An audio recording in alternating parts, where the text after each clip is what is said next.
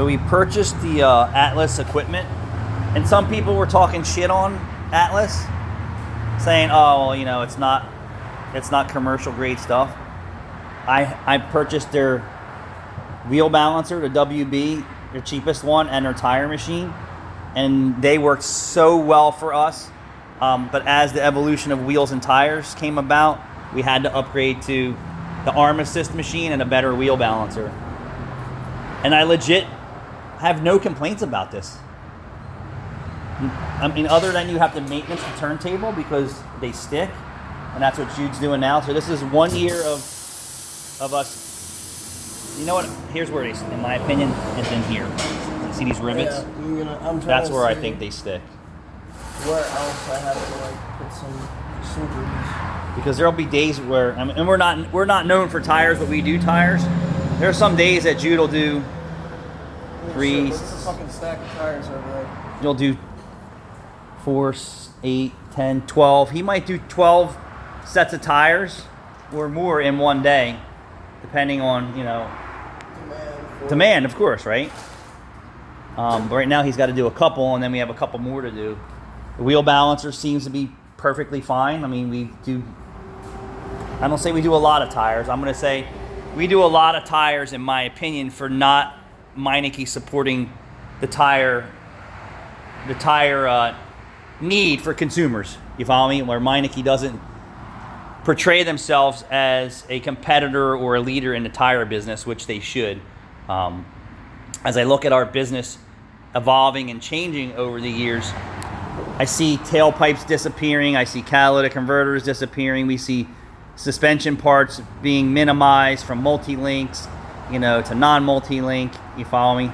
So we see a lot of things disappearing. Power steering pumps going away. Air conditioners being run, you know, by electric instead of belts, tensioners. So they keep nipping away at all the failure stuff. And then what I do see that's going to be here long term is going to be comfort systems, body and repair, tires and alignment. Your newer vehicle today with ADAS cannot even perform properly with your vehicle out of alignment. So if you're the kind of person who doesn't take your car in for service, eventually what you're going to wind up is a bunch of warning lights on and system failures because your alignment is so far out, your car does not know how to respond, and the systems can't compute when it's out of specs. Kind of similar to the Toyota Prius that I got involved in from another shop, and then they couldn't figure it out, and the dealership basically told them to just junk the car. I feel pretty confident I have that resolved. I drove it for 2 days. She came here and drove it and said it feels completely different.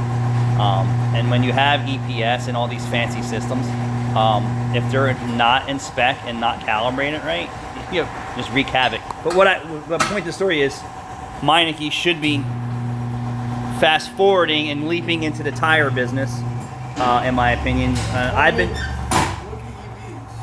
Realistically, what can you service on them? Comfort systems, door handles, wiper blades, And tires, brakes, front That's end. really it. You're not doing any, exhaust work on there. No. There is very little maintenance, but I would doubt that people are really maintaining them, which they should. They should be cleaning the wiper clouds. They should be freshening up the vent systems. That, but you have to think, okay, well, somebody does come in for maintenance. So they can't go to Tesla and afford to pay the service bill. Yep. Should be another brand. Yep. Here or somewhere Yep. else. We've done tires on Teslas Yep. before, but we're not pushing that. That's the direction Right. we're always going. Right. So, in my opinion, Meineke is behind in where the world is evolving to. Midas has taken the step to sister with a tire company, and they're doing it. And I still do tires, retail and wholesale. You know, I don't think people want to drive 2-3 hours to get tires from Bob's Discount Tires if they don't have to, you know. Just because it's a discount tire doesn't mean you're getting a deal. Typically the installation is ridiculous. Like, you ever go buy tires and service at a custom rim and tire shop for 22s or 24s, you're not paying $30 for those tire installations. You know, you're paying $100 per wheel, and maybe sometimes more. This is where I see the future evolving, would be comfort systems, suspension, brakes, and body. You know, motors and transmissions. Actually, drive-line's going to be very little on EVs, but that's going to be there. Thanks for watching. But actually, back to the story. This machine, for a year's worth of abuse, and like I said, we're not a high-volume tire center, and I think we do quite a bit of tires for what we do here. And I'm not breaking anyone's stones about directions on where they should be running something. Just my center has been doing tires forever, and I still have people say, "Hey, you guys do tires?" Yes, we do.